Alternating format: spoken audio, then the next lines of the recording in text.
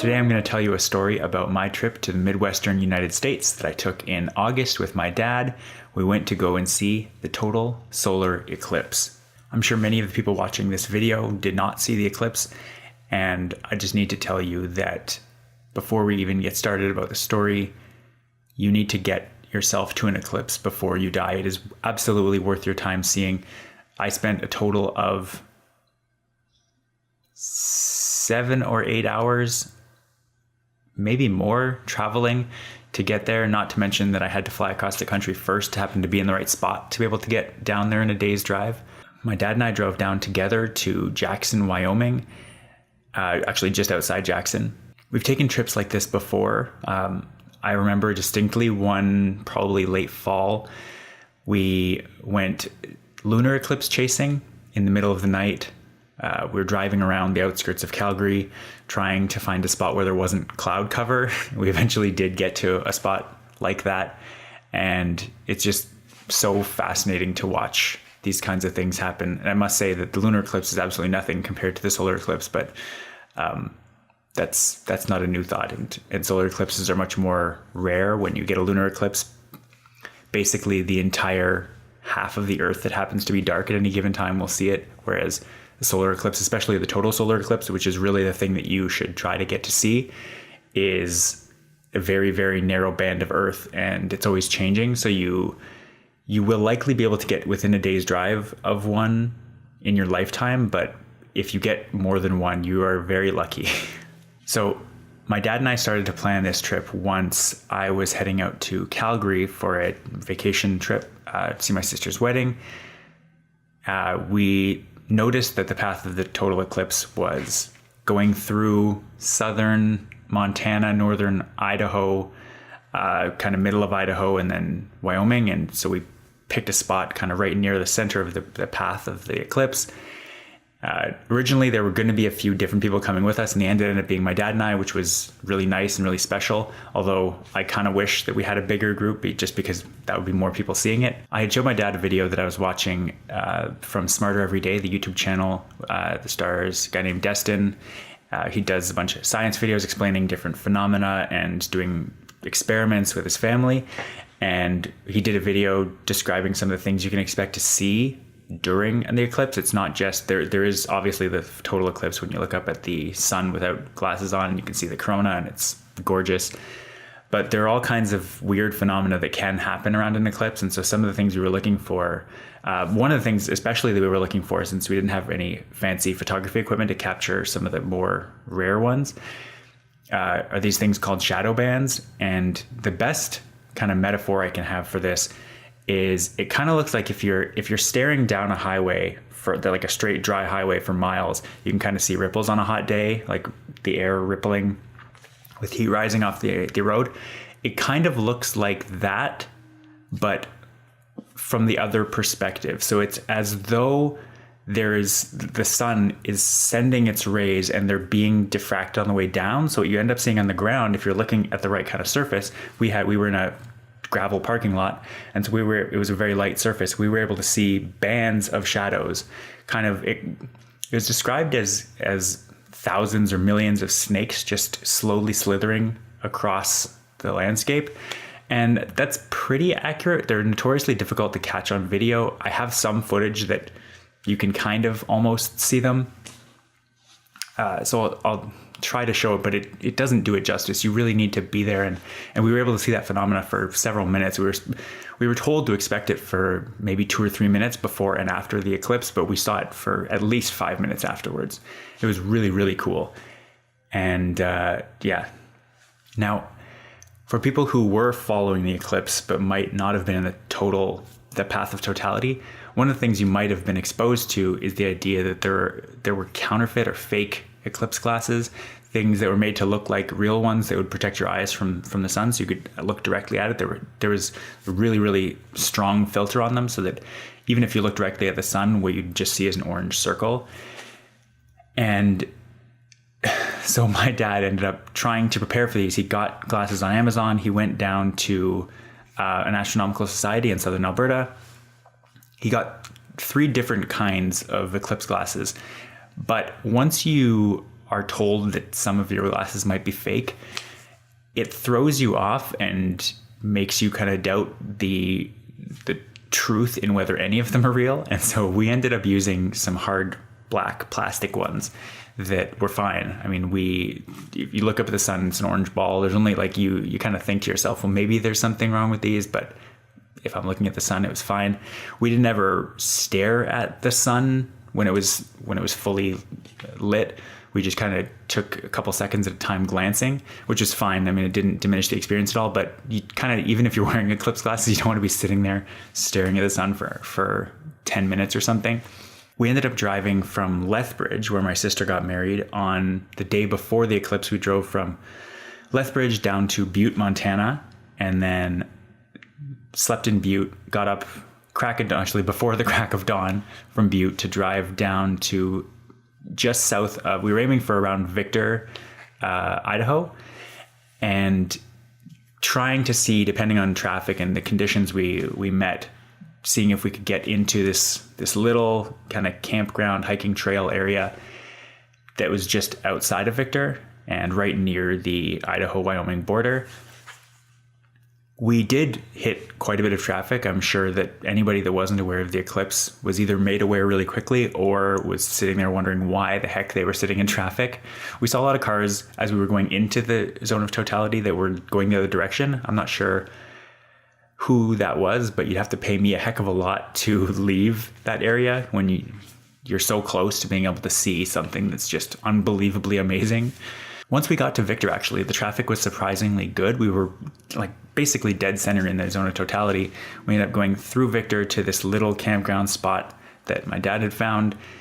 We actually ended up driving just across the Idaho border into Wyoming and did a little hike through the area, which was just like a really great experience. There were some cars parked, but because like I said, there were hiking trails, people were all gone. So from the about hour and a half before the eclipse, the totality section of the eclipse, to the time that we left the campground, we only saw the two of us.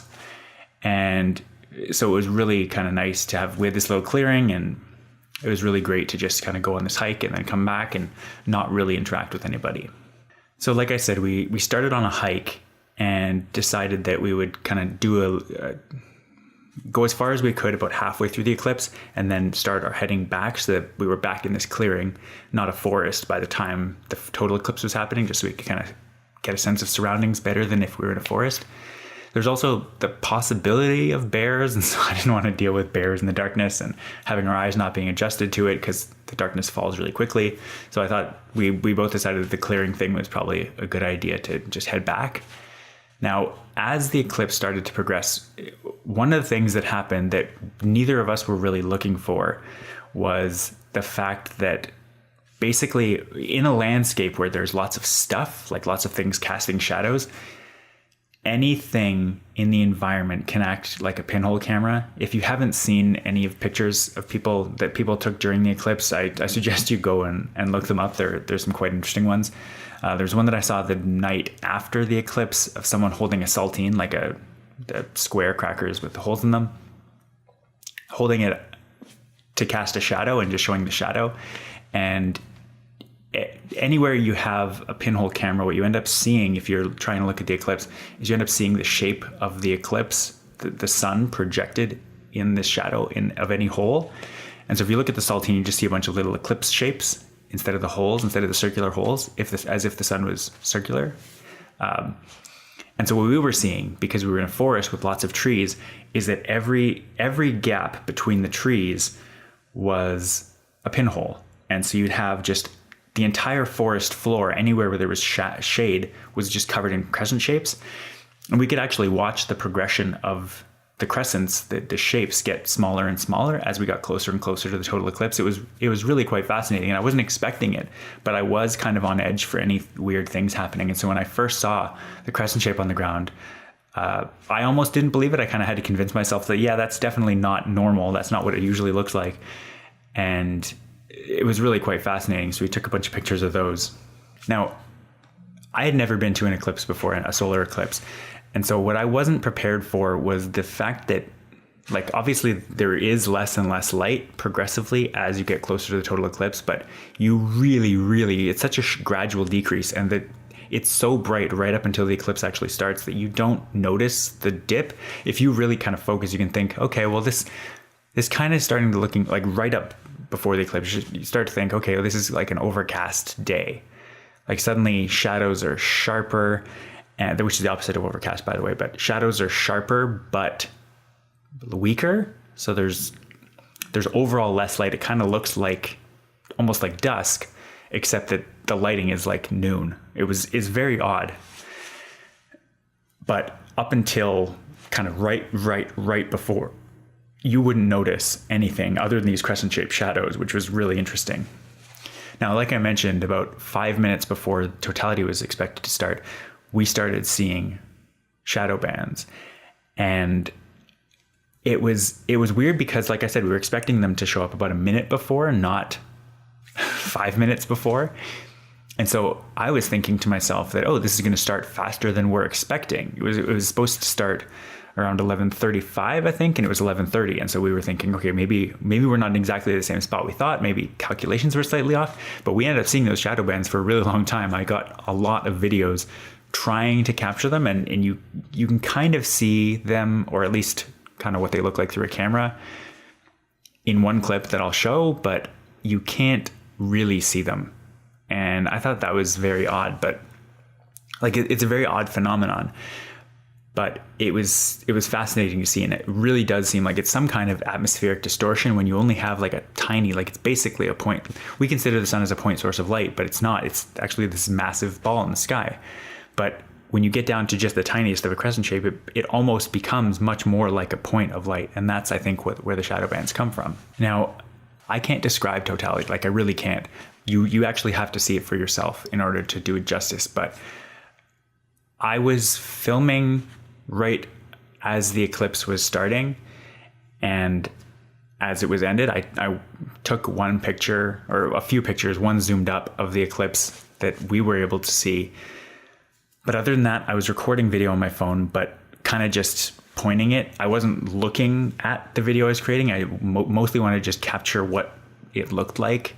And the sound is actually quite funny. We both, my dad and I, completely forgot that we were, like I mentioned to my dad, I say that I'm recording video, but you're not really aware of it at all. And so our reaction is actually kind of hilarious. It's very just unabashed and unapologetic. We're just giddy. We're like two children just being amazed by nature. And you set the timer? Yes, the timer's set. So we're okay. Oh, we're okay. Oh, I mean, it's 360 degrees. Shit! It's still just a ball of bright. Oh, that is fantastic. It's Look so beautiful. Star. Oh, There's Venus. we're at a minute left. Can you get a photo? Yeah, I'm Does it taking work? video. It does work. Oh, you're taking video. Okay. I can see, I can take snapshots.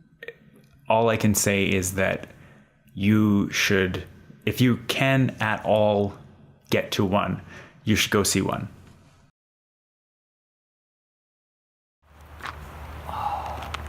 Oh.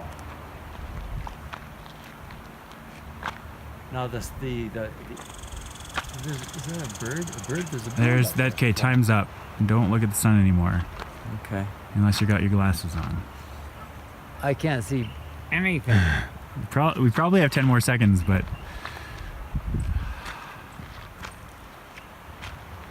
it got so dark so fast. And you can see it's a lot lighter. Yeah. Yeah. Oh my gosh. It hasn't come back yet. No, it's still dark. So cool. So cool. Unbelievable. It's way Wow. bright over there. Those phenomena that we saw, I want to see it come back. I want to see it come back as well. Oh, there it is. Yep. Oh man. Well, that was worth it. Oh, wow. It's Oh. it's so much brighter already. Yeah. I can definitely see how that would damage your eyes. It's still just a little sliver. The shadow bands are back. Yes. That is amazing. No, the totality with the aura around the moon. Oh my goodness, that was just Oh, it's daytime again. unbelievable. Unbelievable. Jeez. Another thing that happened as the eclipse started up is that by the time we were getting down to a tiny, tiny crescent shape, it was noticeably colder. Like, I was wearing a sweater and I was warm at the beginning and I was quite cold by the end. And you'd expect that as there's less and less sun. But one thing I didn't expect is that, which I guess I should have expected, is that it actually continued to get colder and colder outside even after the eclipse, because it takes a while for the atmosphere to adjust to there being less energy input than there was before. And so the shadow kind of moves over you slowly, but you're still in shadow after the eclipse. And so we noticed a drop of probably about 10 degrees Celsius from the very, like, before anything started to shortly, like 5 or 10 minutes after. We got back in the car, and that was when, because you can't actually, like, the weather station isn't going to know your local temperature when it changes that drastically so quickly in such a narrow band. But the car has a thermostat in it, and so it's measuring air temperature actually outside, and it got down to 14 degrees Celsius, which was crazy because it was like a bright summer day and it was too hot otherwise. Like, it was almost 25 or 30. So it was really fascinating to see that temperature drop. And another cool thing that there's a lot of talk about, like, flat Earth and the sun. I don't know if people actually think the sun is also flat. Like, if flat earthers only believe that our Earth is flat, but everything else is fine being round. But it was really cool seeing this phenomena where I mentioned the crescents earlier. I got some pictures of the crescents after the eclipse, and the eclipse, the crescent had flipped directions like you'd expect, because it's kind of the opposite side of the sun that's exposed now. And so I thought that was kind of a cool kind of validation of what you'd expect. And the whole experience was just absolutely fascinating. So after we had done this eclipse session, we didn't stick around at the campsite for the rest of the eclipse, because it's basically just the sun being less and less covered. It's the exciting stuff, the exciting lead up, exactly played in reverse. And so we ended up going to get gas, and I was looking through the sunroof at the eclipse just every 5 or 10 minutes, just like seeing where it was at. But it was just the sun slowly being less and less covered and a lot less exciting. We ended up going to Jackson, Wyoming after that, and into Yellowstone, and then went up through Wyoming, through Yellowstone, and then back up to Butte, where we stayed again, and then ended up going back to Calgary the following day. It was a lot of driving.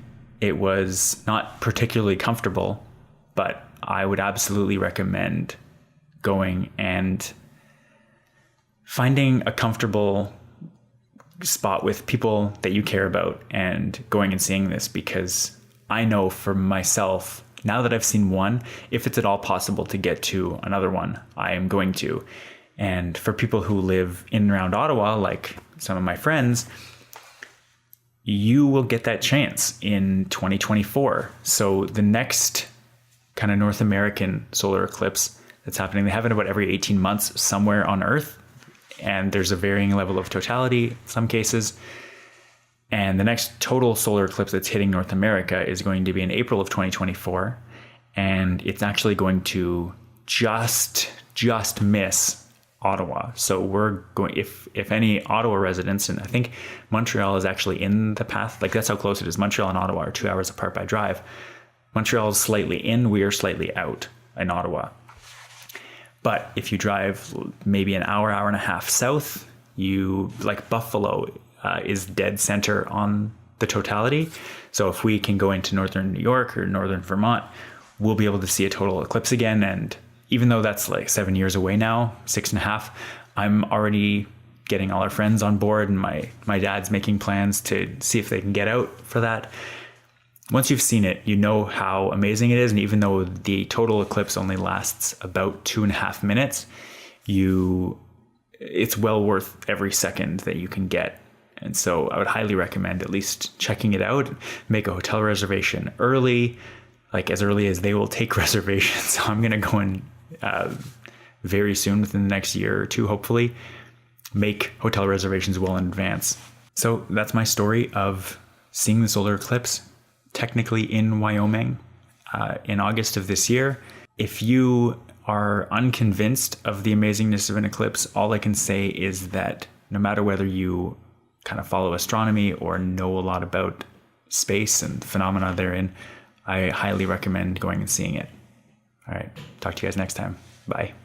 To walk like two out the door, then you have